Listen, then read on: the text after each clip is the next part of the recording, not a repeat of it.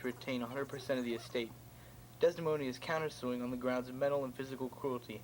She wishes to obtain 95% of the savings and the cottage in Cyprus.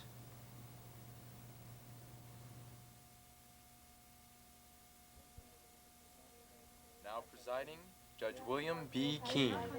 Some other celestial body that would have a similar effect over long intervals of time, such as a century. There's no evidence that... I can't believe what I'm hearing, class. The final tardy gavel is struck. Court is in session. You're wasting much-needed time for defense. Let's have the prosecution's opening remarks. Methinks I can prove to you, beyond a shadow of a doubt, that my wife Desdemona has been embarking in extramarital affairs, and I prithee you take no pity on her, for heaven knows she art false as hell. Thank you, Your Honor. The defense, please. I have no opening remarks, Your Honor. Will then will the defense take the stand?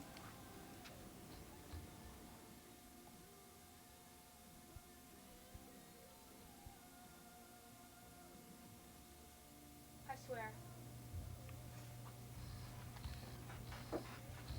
Well, it all started out like something from a fairy tale, but ended up like the workings of a Shakespearean tragedy. I was living a comfortable, happy life with my father in Venice. I could have had it all. A promising future ahead of me, but no, I forsaked it all to run off with this purple people eater. Or is it the green-eyed monster? Anyway, everything was beautiful at first. I accompanied my husband to Cyprus on a business trip, but soon everything changed. Our nightlife, which once was satisfied our wills, now ended abruptly. He started to stay out late with this demi-deviliago, involving themselves in drunken brawls and... Objection, Your Honor. I don't see how this testimony is relevant to the case. Objection overruled. Please continue. Thank you, Your Honor. Well, all this marital stuff came to a climax on the night when my cousin Lodovico came from Venice with an urgent message. My husband and I were to go to Venice, and when I admitted to being glad to finally be able to go home, he struck me. Will that be all? Yes, Your Honor.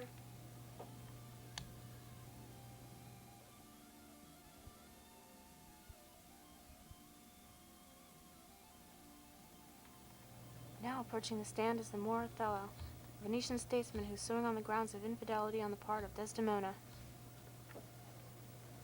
Do you swear to tell the truth, the whole truth, nothing but the truth, so help you God? I swear. Swear upon my sword! But my lord, I've already sworn. Swear! I swear. You may be seated. Well, Your Honor, I agree with the beginning of my wife's account of our marriage. I had won the hand of supposedly the most virtuous strumpet woman in all of Venice. Yeah, I was a fellow almost damned in a fair wife who, almost wicked speed, she posts with such dexterity to adulterous sheets. I object to the charge of adultery, Your Honor. Objection sustained. Please stick to the facts. It is a fact, Your Honor, that I myself observed Cassio stealing away so guilty-like upon my arrival at the scene.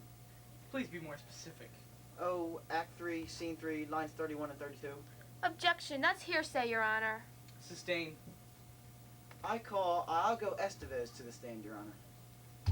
While Iago takes a stand, we have time for a short break.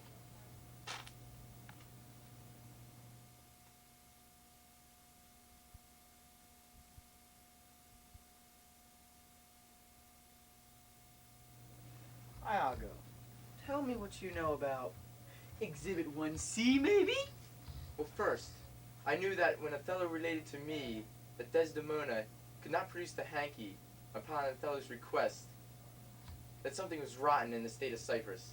Courtroom. I think I have to challenge that statement. Is Cyprus really a state? I think we better check our anthologies. Well, that's when I decided to tell Othello that I observed Cassio, Desdemona's inventory assistant, if you catch my drift, wiping his brow with the hanky in question. I have no further questions, Your Honor. Cross-examination, please.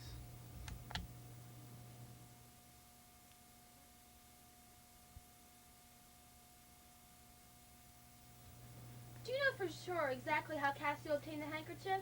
Not exactly, And but... isn't it true that everything you said is completely fabricated? Well, you see... And isn't it true that you know nothing of the matter, and this is nothing but an evil crusade of yours? I have no further questions, Your Honor. Defense, call your witness. I call Amelia Estevez to the stand. While she takes a stand, we have time for a short commercial break.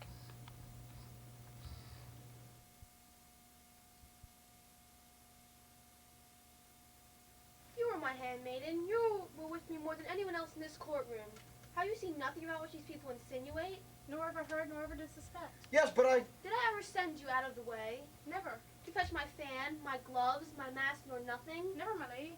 Be there a method to this madness? Desdemona, confess thy freely of thy sin. I never left Cassio and never gave him token. By heaven, I saw my handkerchief in his hand. O perjured woman, thy refusal to confess and pray for your sins is so arousing my passion that my killing of you will be a murder instead of a sacrifice. I saw the handkerchief.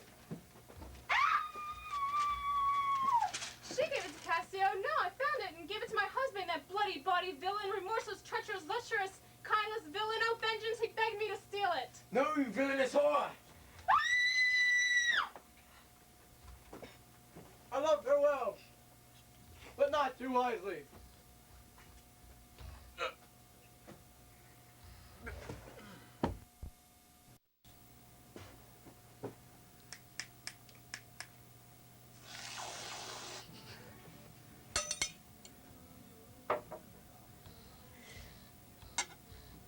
In this dramatization, all the courtroom is a stage and all the men and women merely players.